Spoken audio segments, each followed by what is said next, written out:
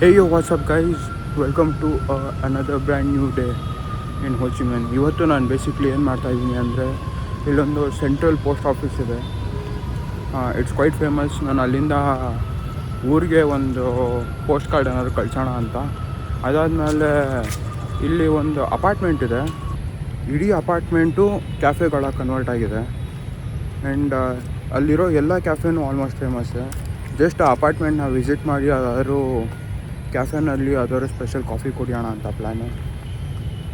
And ಇವತ್ತು ಅಷ್ಟು ಜಾಸ್ತಿ ಏನು ಪ್ಲ್ಯಾನ್ಸ್ ಇಲ್ಲ. ಮುಂದೆ ನಿಮ್ಗೆ ಏನಾದ್ರು ಎಕ್ಸೈಟಿಂಗ್ ಆಗಿದ್ದರೆ ಪಕ್ಕ ಅದನ್ನು ವ್ಲಾಗ್ ಮಾಡ್ಬಿಟ್ಟು ನೋಡಿಸ್ತೀನಿ. ನೋಡಿ, ಇದು ನನ್ನ ಬ್ಯಾಕ್ಗ್ರೌಂಡ್ನಲ್ಲಿರೋದೇನೆ ಸೆಂಟ್ರಲ್ ಪೋಸ್ಟ್ ಆಫೀಸ್ ಸೈಗಾನ್ದು.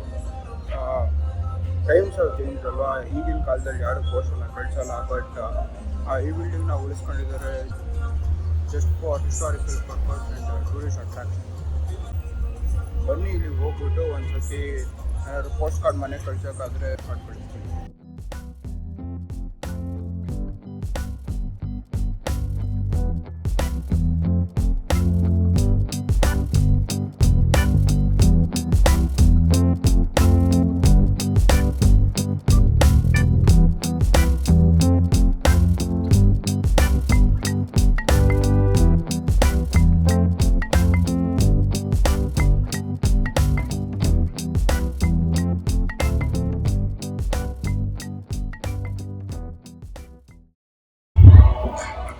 ಇಲ್ಲಿ ಪೋಸ್ಟ್ ಆಫೀಸ್ ಹತ್ರ ಸೈಗಾನ್ ಅರ್ಬನ್ ಸ್ಟ್ರೀಟ್ ಫೆಸ್ಟ್ ಅಂತ ನಡೀತಿದೆ. ಇಲ್ಲಿ ಒಂದು ದೀಪಾವಳಿ ಇವೆಂಟ್ ನಡೀತಿದೆ. ಇದು ಡಿಸೆಂಬರ್ನಲ್ಲಿ ನಡೆಯುತ್ತೆ. ಮತ್ತು ಇದು ಫಸ್ಟ್ ವೀಕ್ ಆಗುತ್ತೆ ಡಿಸೆಂಬರ್. ದೀಪಾವಳಿ ನಾನು ನೋಡಿರ್ತೀನಿ, ಒಂದು 2-3 ಒಳ್ಳೆ ನೋಡಿ ಎಂಜಾಯ್ ಮಾಡಿ.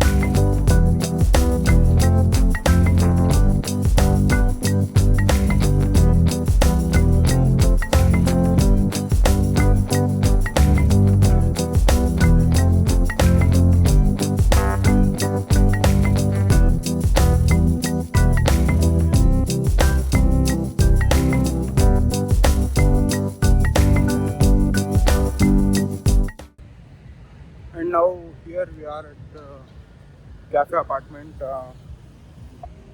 ಈ ಕ್ಯಾಫೆ ಅಪಾರ್ಟ್ಮೆಂಟ್ನಲ್ಲಿ ಒಂದು 30ಕ್ಕಿಂತಲೂ ಜಾಸ್ತಿ ಕ್ಯಾಫೆಗಳಿದೆ. ಅಟ್ ಒನ್ ಪಾಯಿಂಟ್ ಇದು ಜಸ್ಟ್ ಅಪಾರ್ಟ್ಮೆಂಟ್ ಆಗಿತ್ತು. ಇವಾಗ ಎಲ್ಲ ಮನೆಯವರು ಒಂದೊಂದು ಕ್ಯಾಫೆ ತಗೊಂಡ್ಬಿಟ್ಟು ರೆಸಿಡೆನ್ಷಿಯಲ್ ಪ್ಲೇಸ್ನ ಇಲ್ಲಿಗೆಲ್ಲ ಕಮರ್ಷಿಯಲ್ ಮಾಡ್ಕೊಂಡಿರೋದು ಈ ಜಾಗ.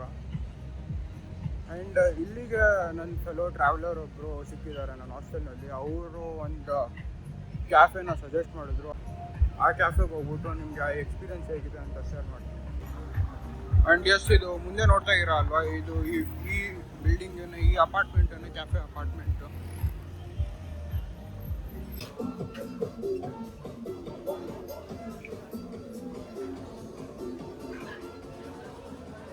ನನಗೆ ಯಾವ ಫ್ಲೋರ್ ಹೋಗ್ಬೇಕಂತ ನನಗೆ ಐಡಿಯಾ ಇಲ್ಲ. ಸೊ ನಾನು ಸ್ಟೇರ್ಸ್ ಯೂಸ್ ಮಾಡ್ತಾ ಇದ್ದೀನಿ. ಲಿಫ್ಟ್ಗೆ ದುಡ್ಡು ಕೊಟ್ಬಿಟ್ಟು ಲಿಫ್ಟ್ ಯೂಸ್ ಮಾಡೋದ್ರಲ್ಲಿ ಆಪ್ಟಿಂಗ್ ದ ಸ್ಟೇರ್ಸ್. ಇಲ್ಲಿ ಎಷ್ಟು ಕೆಫೆಗಳಿದೆ ಅಂದರೆ ಯಾವುದಕ್ಕೆ ಹೋಗಬೇಕು ಅಂತ ಗೊತ್ತಾಗಲ್ಲ. ವಿನಯ್ ಮಾಡಿದೆ, ಅದರಲ್ಲಿ ಸೈಗಾನ್ ಆಯಿಲ್ ಕೆಫೆ ಅಂತ ಸಜೆಸ್ಟ್ ಮಾಡ್ತು. ಅದು 5th ಫ್ಲೋರ್ನಲ್ಲಿದೆ. ಇವಾಗ ಹೋಗ್ತಾ ಇದ್ದೀನಿ ಅದಕ್ಕೆ.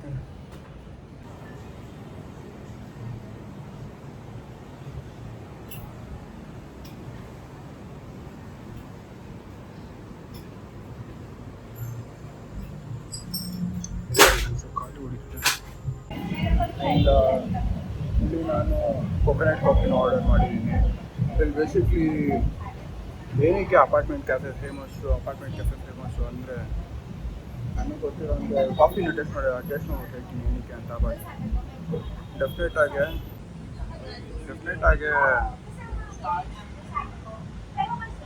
ರಿವ್ಯೂಗೋಸ್ಕರನೇ ಫೇಮಸ್. ಒಂದು ಕಾಫಿ ಬಂದಿದೆ, ಇದನ್ನು ಟೇಸ್ಟ್ ಮಾಡ್ಬಿಟ್ಟು ಹೇಳ್ತೀನಿ. ಏನೇನು ಹಾಕಿದ್ದಾರೆ ಅಂದರೆ ಕೊಕೊನಟ್ ಫ್ಲೇಕ್ಸು, ಕಾಫಿ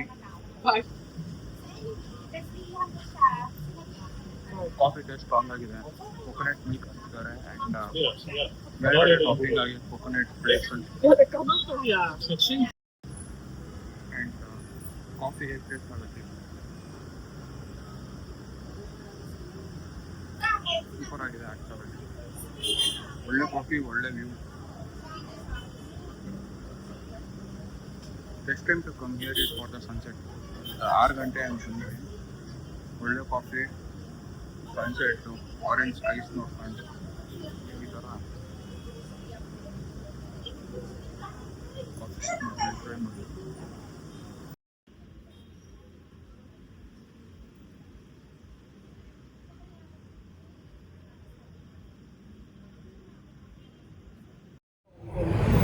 ಆ್ಯಂಡ್ ಇವಾಗ ನಾನು ಎಗ್ ಕಾಫಿನ ಆರ್ಡರ್ ಮಾಡಿದ್ದೀನಿ. One of the famous coffees in Vietnam. ಹೇಗೆ ಮಾಡ್ತಾರೆ ಅಂದರೆ ಕಂಡೆನ್ಸ್ ಮಿಲ್ಕ್ ಜೊತೆಗೆ ಎಗ್ನ ಹಾಕಿ ವಿಪ್ ಮಾಡ್ತಾರೆ. ವಿಪ್ ಮಾಡಿಬಿಟ್ಟು ಕಾಫಿ ಬ್ರೂ ಜೊತೆ ಮಿಕ್ಸ್ ಮಾಡಿಬಿಟ್ಟು ಕೊಡ್ತಾರೆ. ನಾನು ಅದನ್ನು ಟೇಸ್ಟ್ ಮಾಡಿ ಹೇಳ್ತೀನಿ ಅದು ಹೇಗಿರುತ್ತೆ ಅಂತ.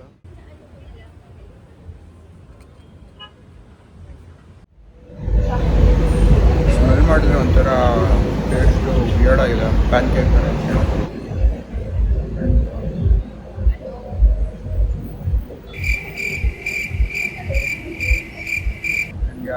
ಅದೇ ಹೇಳಿದ್ನಲ್ಲ, ಪ್ಯಾನ್ ಕೇಕ್ ಥರ ಕಾಫಿನ ಕೆಳಗಡೆ ಇರೋ ಕಾಫಿ ಮಿಕ್ಸ್ ಮಾಡ್ತೀನಿ, ಹೇಗೆ ಬರುತ್ತೆ ಅಂತ ನೋಡೋಣ.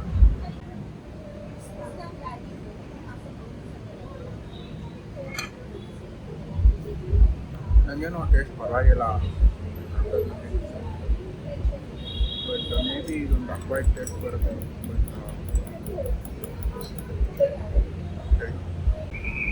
ನನ್ನ ರೆಕಮೆಂಡೇಶನ್ ಏನಂದರೆ, ನಾನಿಲ್ಲಿ ಕೊಕೊನಟ್ ಕಾಫಿ ಮತ್ತು ಎಗ್ ಕಾಫಿ ಟ್ರೈ ಮಾಡಿದ್ದೀನಿ.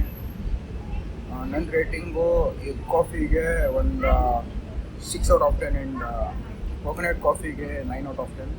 ಕೊಕೊನಟ್ ಕಾಫಿ ಸಿಕ್ಕಾಪಟ್ಟೆ ಚೆನ್ನಾಗಿದೆ, but egg coffee is an acquired taste.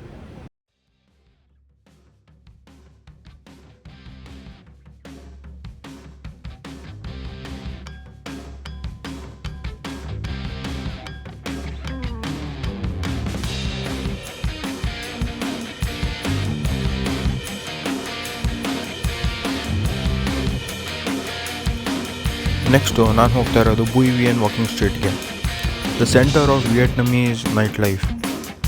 ನೀವು ನಿಮ್ಮ ಫ್ರೆಂಡ್ಸ್ ಜೊತೆ ಹೋ ಚಿ ಮಿನ್ ಸಿಟಿಗೆ ಬಂದಾಗ ಪಾರ್ಟಿ ಮಾಡಬೇಕು ಅಂದರೆ this is the place to go.